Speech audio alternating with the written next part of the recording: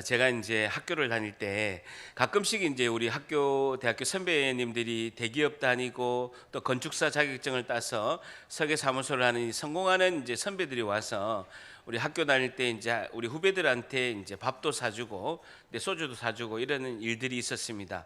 그럴 때 제가 좀 이렇게 성공한 선배들을 보면서 부러워했던 게 있는데, 성공한 선배들이 이제 공통점이 있더라고요. 보니까 좋은 지갑을 가지고 있고 또 만년필 같은 것도 다 이렇게 가지고 있고 시계도 이렇게 좋은 걸 차서 나는 돈 벌어서 시계 사고 만년필 사고 지갑을 사리라라고 했던 생각이 이제 들었습니다. 그래서 예수님 믿기 전에는 제가 꼭 필요하지는 않지만 좋아 보이는 물건을 사서 집에 많이 쟁겨뒀습니다. 그래서 저는 이제 되게 큰 똥 같은 이런 고가품은 이제 아니지만 그래도 비싼 물건을 이제 사가지고 아까워서 이제 사용하지 않고 이제 집에서 관상용으로 이렇게 쳐다보고 한 번씩 이렇게 다운될 때 명품 한번 딱 보면서 이렇게 힘을 내고 그렇게 했습니다. 예수님을 믿고 나서 제가 바뀐 게 있어요. 별로 관심이 없는 거예요. 이게 좀 비싸고 좀 좋아 보이는 물건에 별로 관심이 없어서 그때는 어떻게 했냐면 그동안에 예수 믿기 전에 쌓아놨던 그런 좋은 물건들을 이제 가까운 사랑하는 지인들의 의미 있고 보람 있는 곳 이렇게 기념일이 있을 때 선물로 준 거예요. 다 이렇게 나눠줬다는 거죠. 여러분 자기가 안 받았다고 반응을 안 보이시는데, 그래서 얼마 전에도 제가 아는 이제 가까운 지인이 장로 임직을 하셨어요. 그래서 제가 막 집을 뒤져보니까 마지막 그 지갑, 비싼 지갑이 여러분 들어봤습니까? 몽블랑 지갑이라고 하나가 있더라고요. 그래서 그거를 잘 포장해서 하나님이 충성된 장로가 되십시오라고 이제 편지를 써가지고 이렇게 선물한 기억이 있습니다. 근데 이제 목사한테 선물 받는 게 굉장히 낯설잖아요. 그래서 예상을 안 했는데 선물 받으니까 굉장히 기뻐하고 좋아하는 모습을 봤습니다. 오히려 받는 기쁨보다 제가 주는 기쁨을 경험을 했습니다. 여러분, 이제 대한민국에는 보게 되면 한국 교회가 세상으로부터 비난을 받기도 하지만 아직도 대한민국에서 어려운 일이 일어날 때 가장 많은 구제 사업을 하고 가장 많은 도움을 주는 기관은 교회와 기독교 기관이라고 할 수가 있습니다. 여러분, 그 퍼센트가요 거의 90%에 임박하고 있습니다. 현재 많은 기후 변화도 있고 많은 자연재해도 있게 되긴 했는데 이 땅을 사는 사람들은 극심한 마음의 아픔을 지금 겪고 있습니다. 그래서 오늘 본문 말씀을 통해서 우리는 세상에 무엇을 주어야 합니까에 대한 교훈을 찾고자 합니다. 질문이 뭐라고요? 우리는 이 세상에 무엇을 주어야 합니까? 라는 것이죠. 이 세상은 우리 교회를 통해서 받고 싶은 게 있다라는 거예요. 그래도 아직까지는 한국교회와 기독교 기관이 많은 구제 사업과 이 세상을 위해서 주는 것이 가장 많다라는 것입니다. 우리는 이 세상에 무엇을 주어야 합니까에 대한 교훈을 찾고자 합니다. 사도행전 3장 1절 봅니다. 우리가 잘 아는 베드로가 성전 미문에 있는 안전뱅이를 일으킨 사건입니다. 3장 1절 같이 읽습니다. 시작. 제9시 기도 시간에 베드로와 요한이 성전에 올라갈 제9시 줄치시고 기도 시간에 줄쳐보세요. 성전에 올라갈 새 줄쳐보시면 베드로와 요한이 성전으로 올라가는데 9시라는 거예요. 9시는요 6시간을 더하면요 오후 3시입니다. 15시니까 오후 3시를 말하고 있죠. 유대인들은 하루에 3번 기도합니다. 아침 9시, 그 다음에 낮 12시, 그리고 오후 3시에 이렇게 3번을 이렇게 하루에 3번을 기도합니다. 특별히 이제 9시, 오후 3시에는요 하루를 마무리하는 저녁 기도를 하는 시간이기 때문에 많은 사람들이 오후 3시에 성전에 올라가서 하루에 3번 기도하는 마무리 기도를 오후 3시에 하게 됩니다. 어쨌든 베드로와 요한은 기도 습관을 따라서 늘 오후 3시에 성전에 올라가서 기도했습니다. 그런데 이번엔 차이가 나죠. 그전에는 기도하는 습관을 따라서 성전에 올라가서 기도를 했는데 지금은 차이가 납니다. 사도행전 2장의 사건이 있었죠. 오순절 마가다락방에 성령의 충만한 사건이 일어나고 베드로가 첫 설교를 했는데 3,000명이 회개하는 사건이 있었습니다. 이 사건 후에 베드로와 요한이 성령 충만함을 가지고 성전에 올라가면서 사건이 일어나는 것이죠. 자, 여러분, 우리가 굉장히 중요한 것은요 성령 충만함이 굉장히 중요합니다. 여러분, 우리가 성령 충만하지 않으면 습관대로 교회에 와서 예배를 하게 되는데, 성령 충만하면 사모하는 마음이 있고 기도할 마음이 있고 기도가 즐겁고 예배가 사모가 되고 그 다음에 은혜를 충만히 받기를 소망하는 마음이 계속 있게 된다라는 것이죠. 자, 그런데요, 2절을 보게 되면 줄자 보세요. 태어나면서 못 걷게 된 일을 사람들이 메고 온다는 게, 나면서부터 걷지 못한다는 거예요. 그 전에 개역 한글 성경에는요, 안진뱅이라고 이렇게 표현하고 있습니다. 태어나면서부터 못 걷게 된 일을 사람들이 메고 오게 되는데, 이유는 뭐냐면요, 성전에 들어가는 사람들에게 구걸하기 위한다는 거예요. 여러분, 태어나면서부터 못 걷고 안진뱅이인 것도 너무너무 불행한데, 이 사람이 거지라는 거예요. 부모가 생계를 책임질 수 없어서 거린이 되어서 거지라는 것입니다. 그러면서 날마다 동그라미 쳐보세요.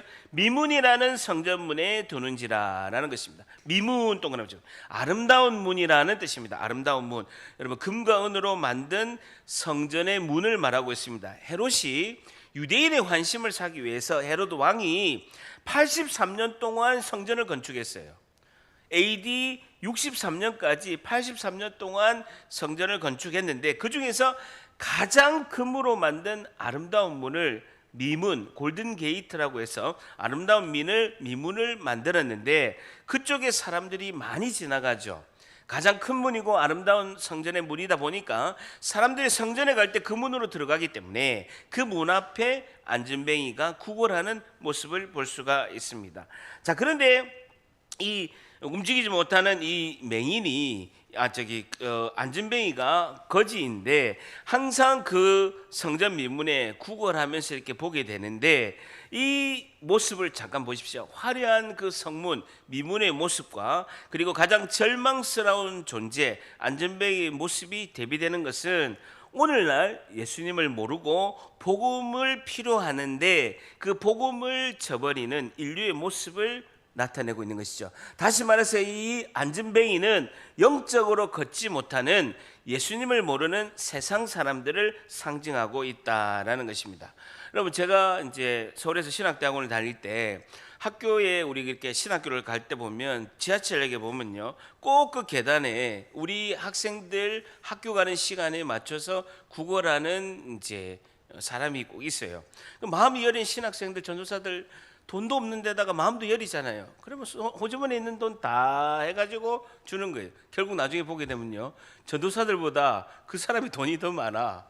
근데 제가 학교를 7년을 다녔거든요. 7년. 신대원 3년, 박사과정 4년, 7년 다녔거든요.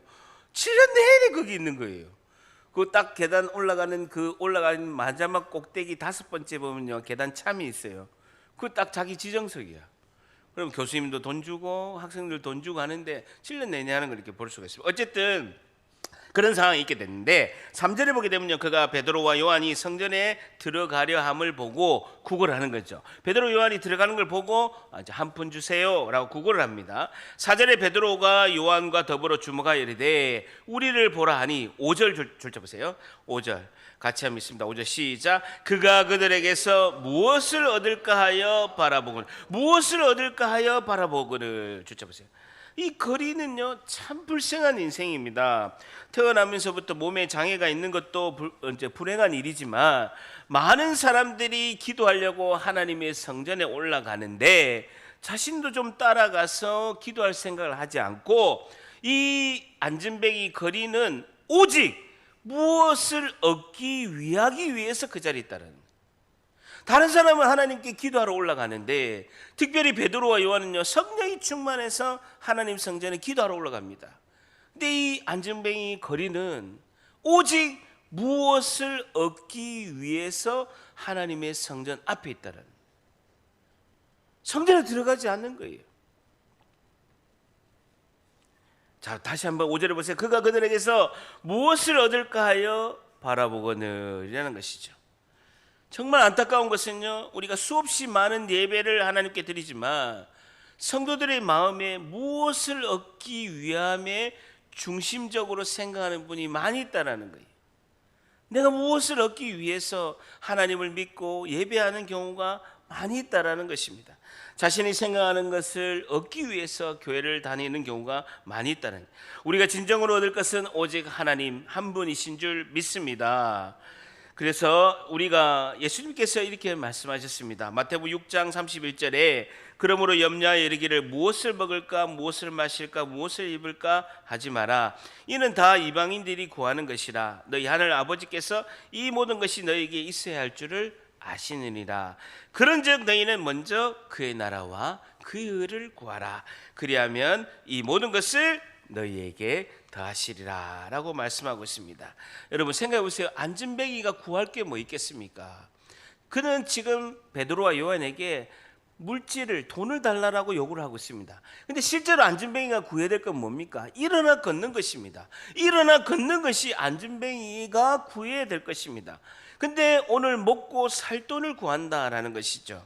이 안진뱅이가 간절히 구해야 될 것은 일어나 걷는 것인데 이것이 불가능이라고 생각하고 아예 기대를 포기한 거예요.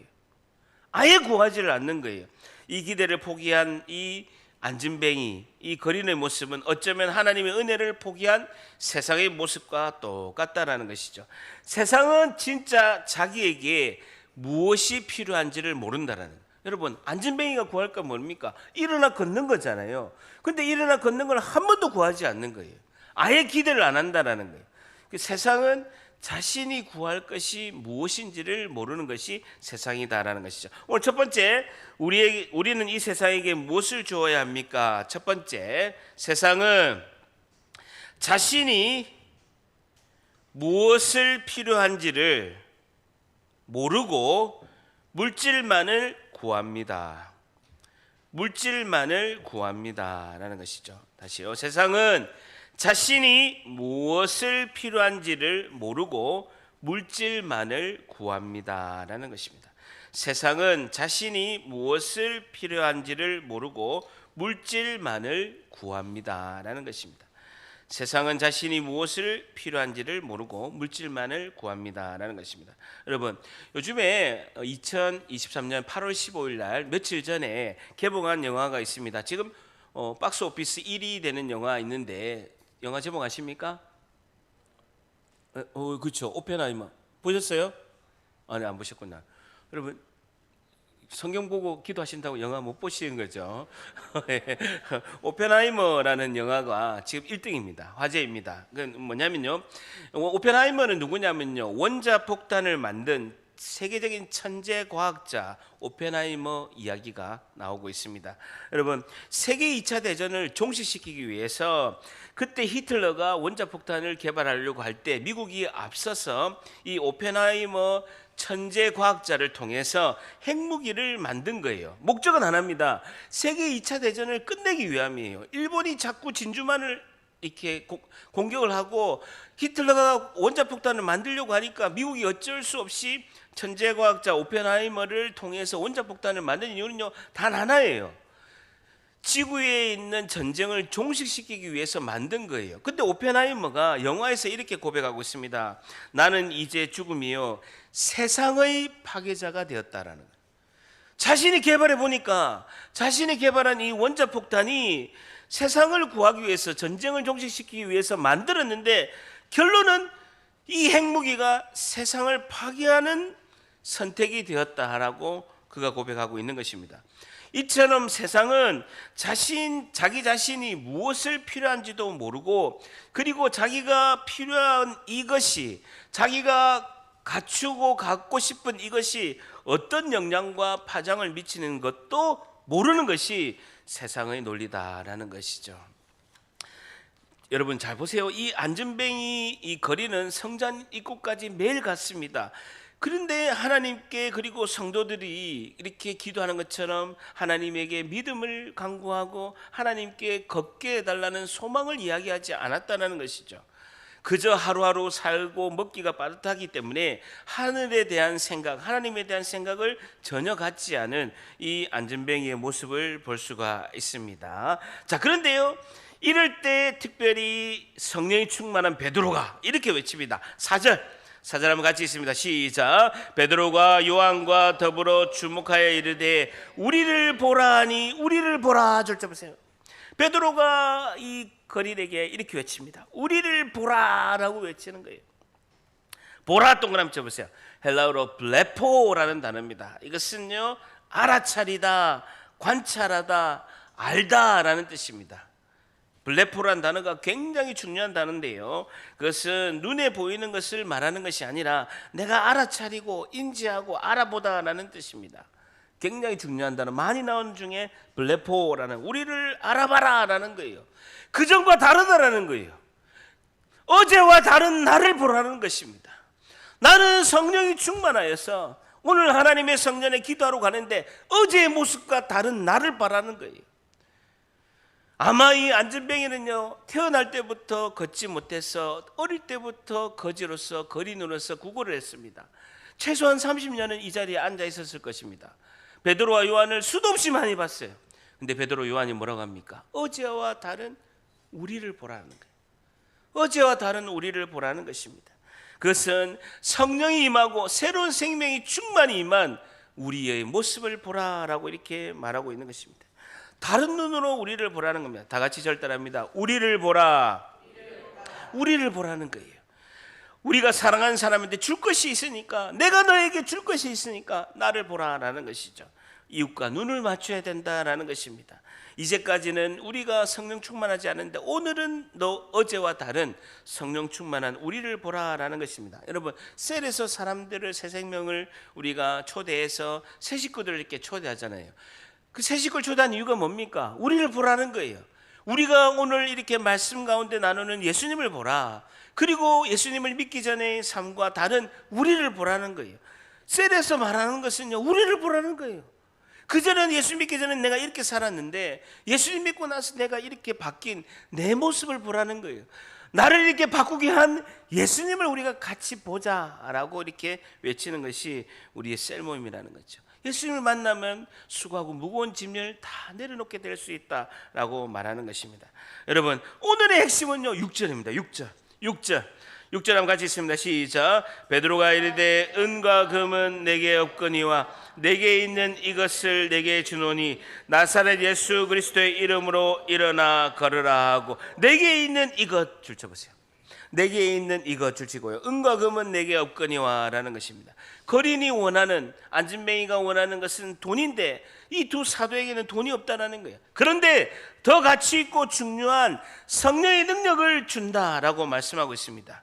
돈의 여유가 지금은 없지만, 물질의 도움은 못 줘도 도움이 필요한 사람에게 도울 수 있는 그것을, 내게 있는 이것을 지금 너에게 주겠다라는 것입니다. 내게 있는 이것, 저를 줄치시고 절단합니다. 내게 있는 이것.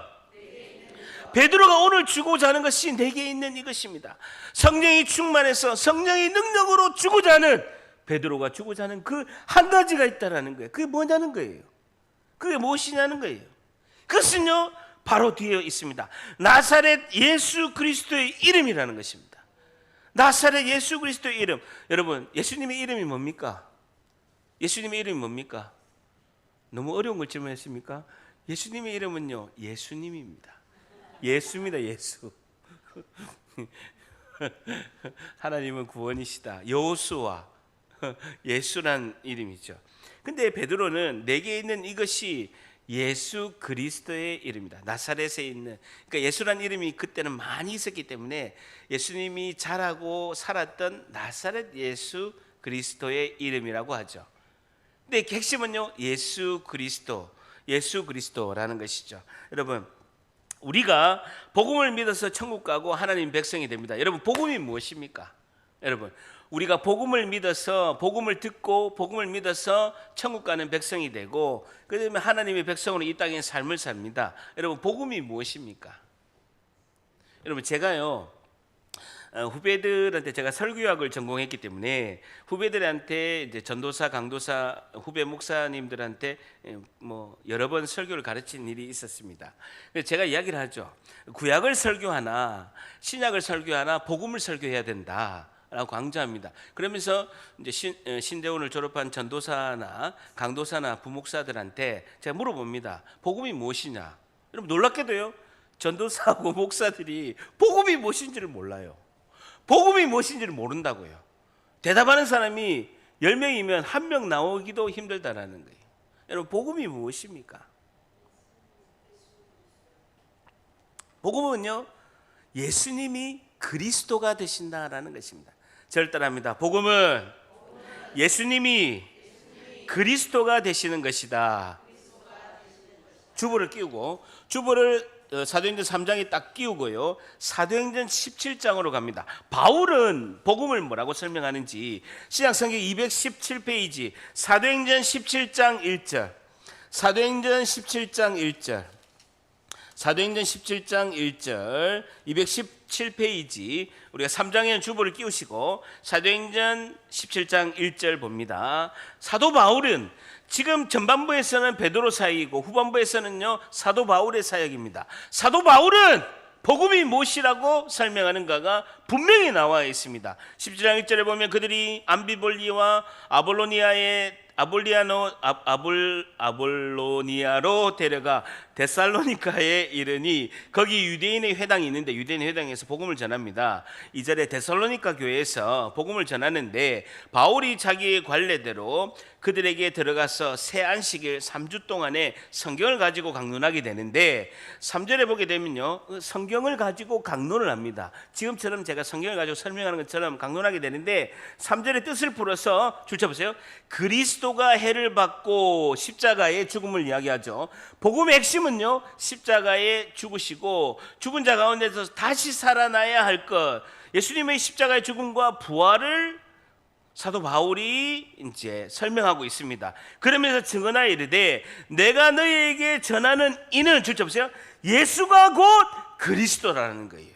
사도 바울도 전하는 것이 예수가 그리스도라는 거예요. 베드로도 전하는 것이요 예수가 그리스도라는 거예요. 내게 있는 이것은 예수가 그리스도라는 거예요. 내 예수가 그리스도, 이것이 내게 있는 것 유일하게 하나다라는, 이것이 성령의 능력이 있는 것이다라는 거예요. 다시 3장 돌아가 보시죠. 다시 3장 6절에 돌아가면 사도행전 3장 6절로 돌아갑시다. 사도행전 3장 6절에 돌아가면요 예수 그리스도, 그리스도 동그라미 쳐보세요.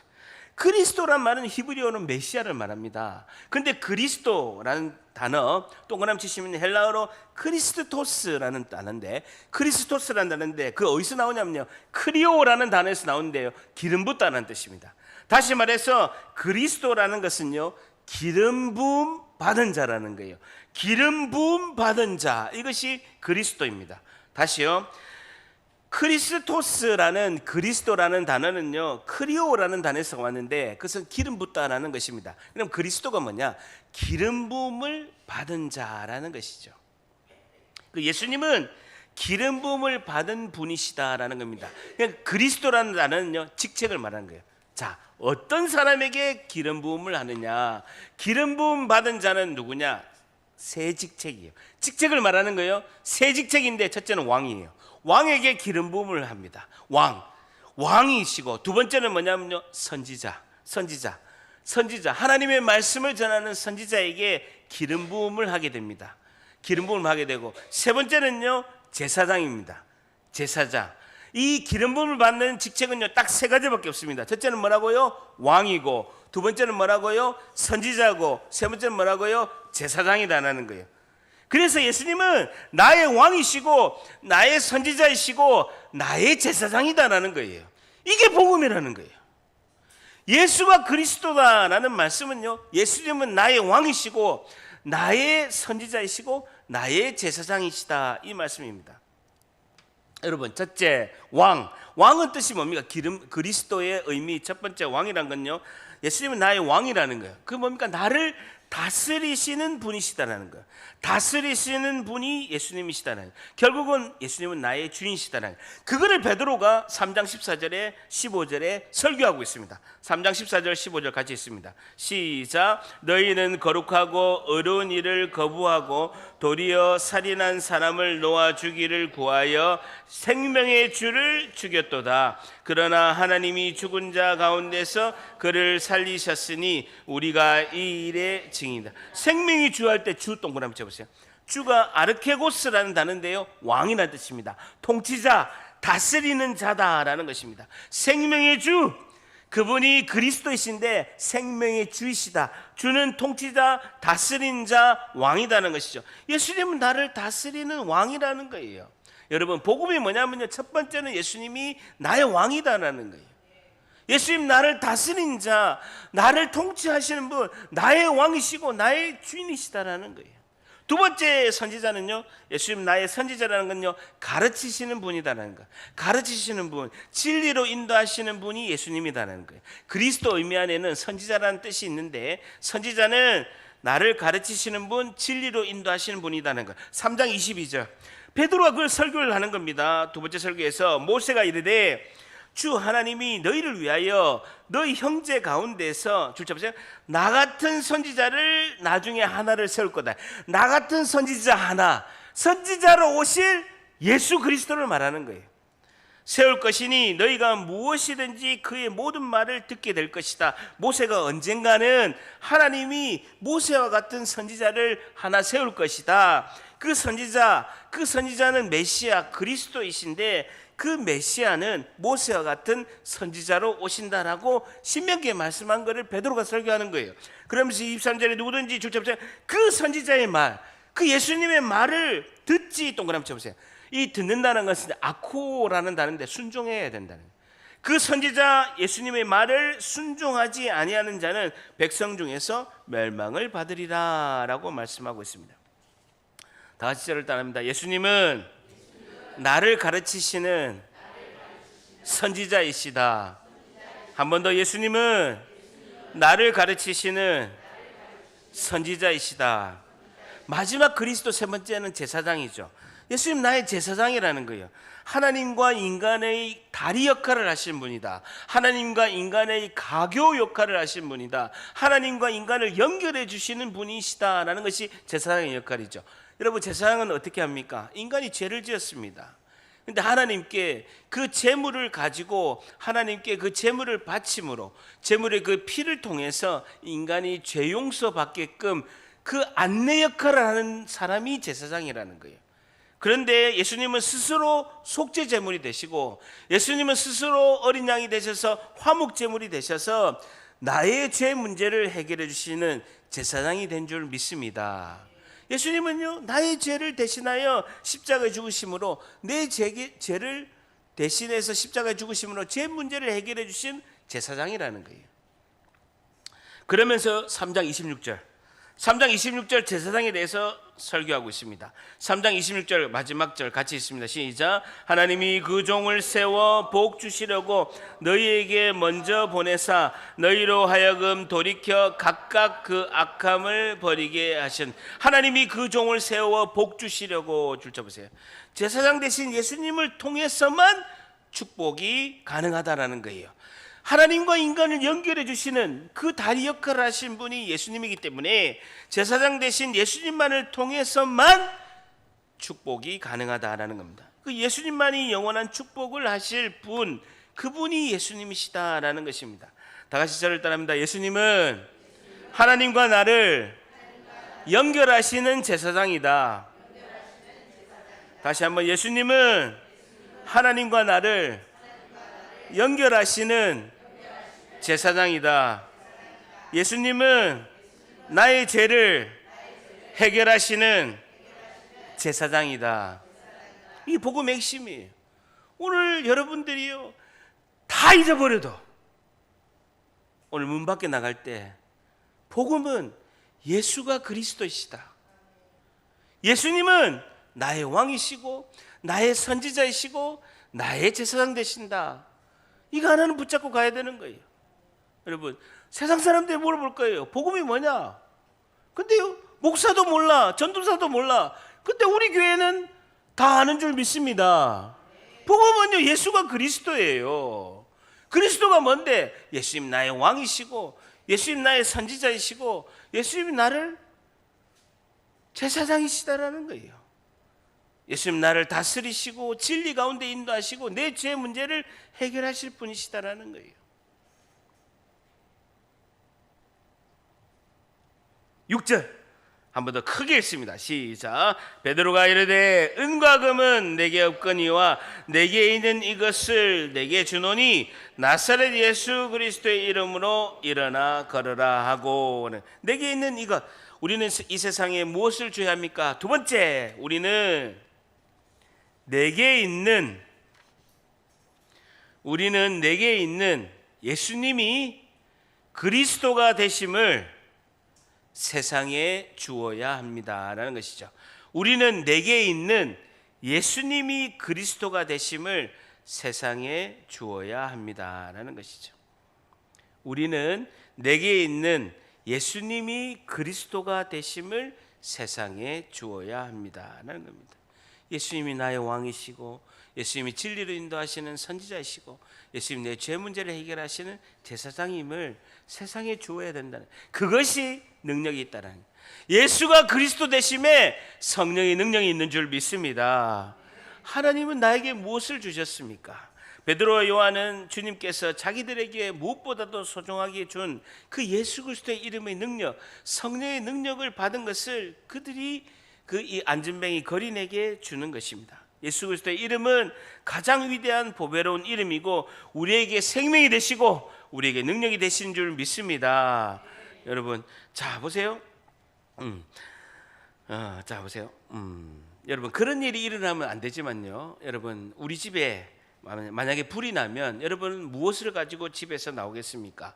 여러분, 집에 가족이 있으면 아무 물건도 안 가지 나오고 가족을 데리고 이렇게 나올 것이고, 가족이 없으면 여러분 가장 소중한 물건 하나 가지고 나오겠죠. 저는 이제 평생에 23년 동안 하나님 말씀을, 은혜를 기록한 성경책이 한 권이 있어요. 근데 제 그 성경책을 보면요, 하여튼 창세기 1장부터 요한계시록 22장까지 빽빽하게 적어 놓은 거 있습니다. 제가 은혜 받은 걸 다 여러분 제가 기록하라는 것을 기록하는 것처럼 기록한 그 성경책이 있어요. 그걸 몇 번 헤어져 가지고 다 뜯어져 가지고 3번이나 보내 가지고 이렇게 리폼한 성경책이 있죠. 저는 이제 성경책 그 하나를 가지고 이렇게 아마 불이 나면 나올 것 같아요. 여러분, 일본에는 여러분 지진이 많이 납니다. 그래서 각 집마다 지진이 많이 나면 순간적으로 이렇게 대피해야 되기 때문에 그 가방이 하나가 있어요. 거기에는 이 집에서 가장 소중한 것을 담아놓은 이제 가방이 있죠. 그럼 지진이 이제 확 우르르 하면서 나면 그 가방 하나 딱 들고 거기에 가장 소중한 거, 뭐 예를 들어서 외국인 같으면 여권하고 뭐 가장 소중하고 비싸고 고귀하고 가장 중요한 것을 딱 가방에 넣은 걸 가지고 탁 들고 집 밖을 나가죠. 왜냐하면 이제 집이 무너지기 시작하니까 들고 나가는 것이죠.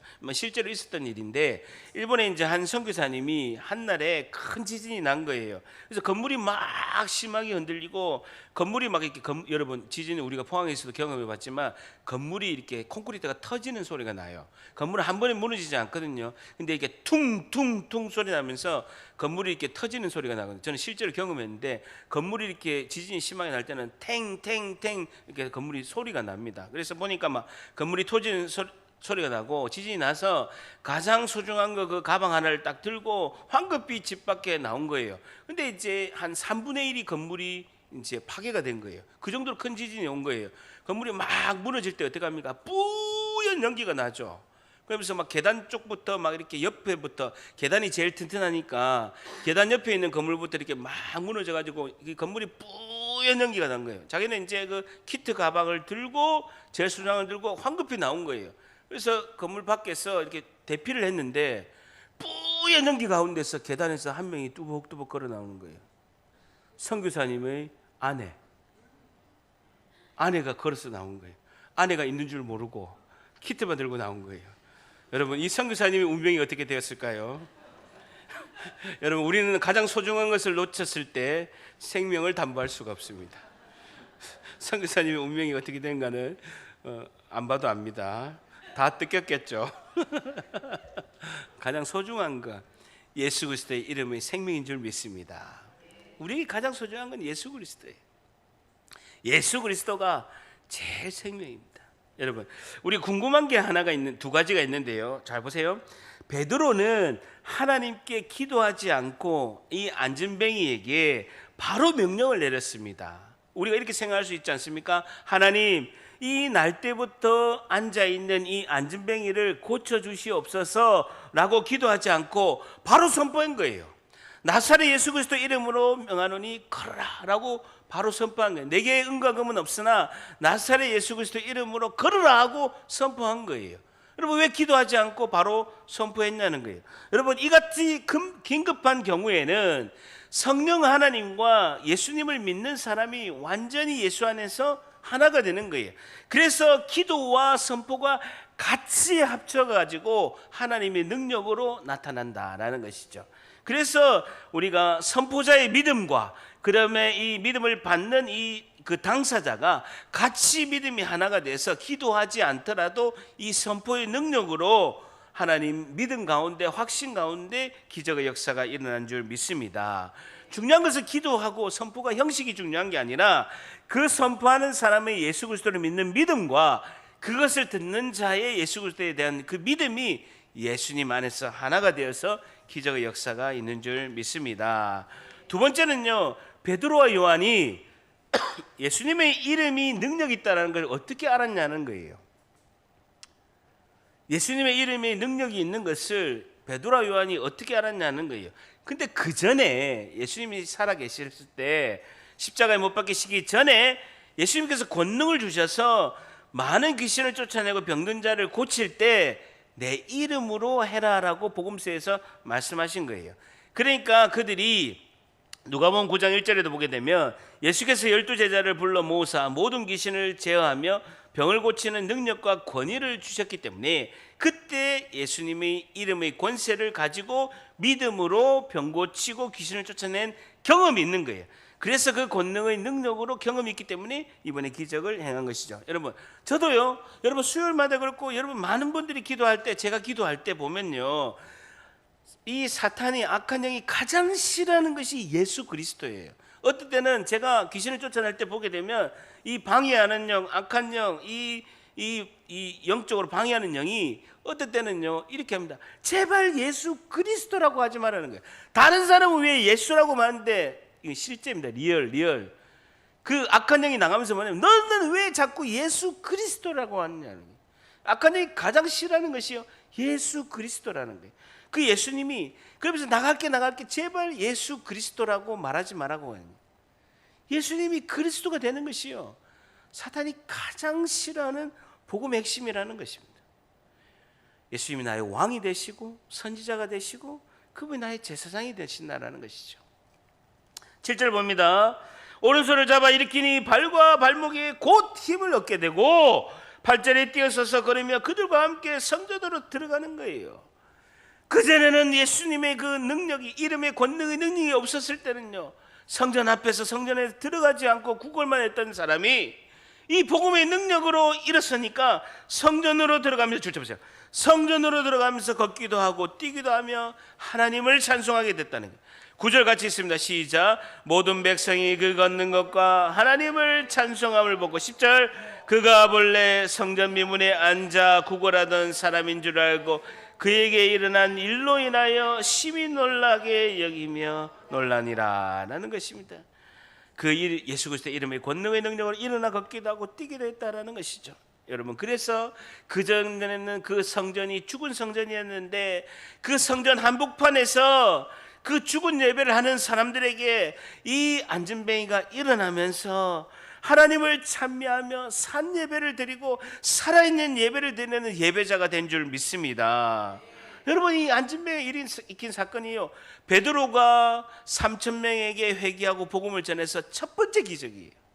첫 번째 기적이 안진뱅이를 일으킨 거예요. 이것은 무엇을 말씀하고 있습니까? 사도행전 2장에 교회를 세우시고 그 교회를 일으키시기 위해서 예수님의 이름의 권능으로 주님이 첫 번째 하신 기적인 줄 믿습니다. 예수님은요, 이 땅에 교회를 세우시고 그 안진뱅이처럼 이렇게 누워있는 이 교회를 일으켜 세우시는 것이 예수님이 행하신 가장 큰 첫 번째 기적의 사건이라는 것입니다. 16절 같이 있습니다. 16절, 이 파장이 확 일어나는 거예요. 16절 같이 있습니다. 시작. 그 이름으로, 믿음으로 그 이름이 너희가 보고 아는 이 사람을 성하게 하였나니 예수로 말미암아 난 믿음이 너희 모든 사람 앞에서 이같이 완전하게 낫게 하였니. 줄 잡으세요. 예수로 말미암아 난 믿음이 너희 모든 사람 앞에서 이같이 완전하게 낫게 하였느니라. 그 앞에 그 이름을 믿음으로, 그 이름이 너희가 보고 아는 이 사람을, 그 이름이 너희가 보고 아는 이 사람을 성하게 하였나니. 예수로 말미암아 난 믿음이, 직접 보세요. 모든 것이 우리가 성령 충만함을 받게 되면 이 안전뱅이가 일어난 것처럼 우리가 예수로 말미암아 난 이 믿음을 믿음으로 오직 예수님의 믿음의 권능이 우리 안에 임한 줄 믿습니다. 자 보세요. 우리가 첫 번째 뭐라고 했습니까? 세상은 자신이 무엇이 필요한지를 모르고 물질만을 추구한. 세상을 우리가 살펴봤죠. 두 번째, 예수님을 믿는 우리는 어떻게 됩니까? 내게 있는 예수님이 그리스도가 되심을 세상에 주어야 됩니다. 자 마지막 결론은요, 예수님은 온 세상에게 무엇을 주셨느냐는 거예요. 세상은 무엇이 필요한지도 모르고요, 우리가 줄 것, 세상에 줄 것은 예수 그리스도의 이름의 능력입니다. 그런데 예수님은 온 세상에게 무엇을 주셨냐는 거예요. 마지막 세 번째 결론은요, 예수님은 오늘도 온 세상을 살리기 위하여 자신의 생명을 주십니다라는 것이죠. 예수님은 오늘도 온 세상을 살리기 위하여 자신의 생명을 주십니다라는 것입니다.